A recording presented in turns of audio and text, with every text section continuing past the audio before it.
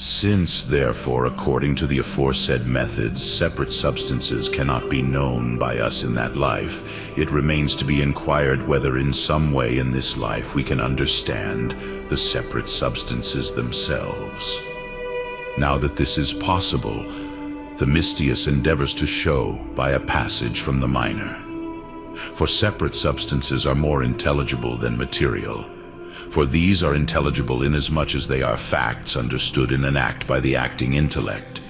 But these are intelligible according to themselves.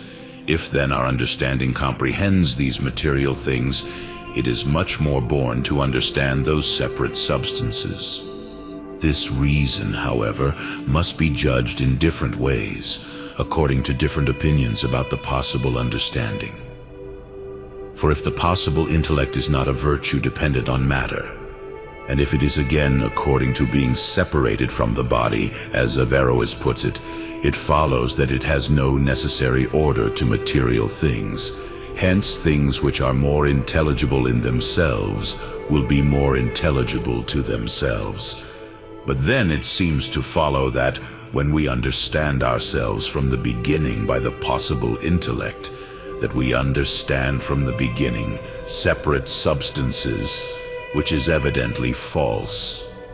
But Averroes endeavors to avoid this objection, according to what has been said of his opinion, which is evidently false from the foregoing.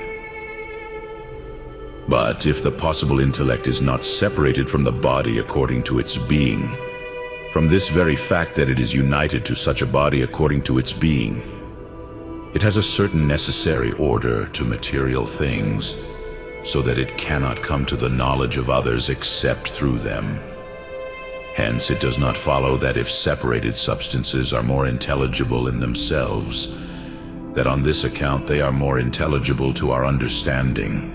And this is shown by Aristotle's words in Metaphysics 2, for he says there that the difficulty of understanding those things arises from us, not from them. Hence, since separate substances cannot be understood through material understandings, as has been shown above, it follows that our possible intellect cannot in any way understand separate substances. This also appears from the order of the possible understanding of the agent. For the passive power only exists in that power in which its own active power is capable, for every passive power corresponds to the active power in nature. Otherwise, a passive power would be in vain, since it cannot be brought into action except by an active one. Whence we see that sight is receptive only of colors, which are illuminated by light. But the possible understanding, since it is a passive virtue in a certain way, has its own agent corresponding to itself, namely the active understanding, which is related to the possible understanding in the same way as light is related to sight. Therefore, the intellect is not possible in power except for those intelligible things which are made by the acting intellect. Hence also Aristotle in De Anima 3, describing both intellects, says that the intellect is possible by which all things can be done, but the agent by whom it is to do all things, so that it is understood to refer to the same power of both, the active of the one, the passive of the other.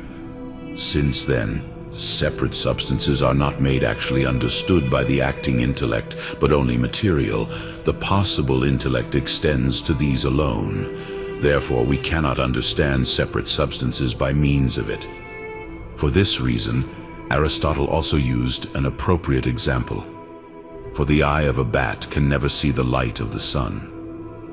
Although Averroes endeavors to distort this example, saying that it is not like our understanding to separate substances and the eye of a bat to the light of the sun, as far as impossibility is concerned, but only as far as difficulty is concerned, which he proves in such a way.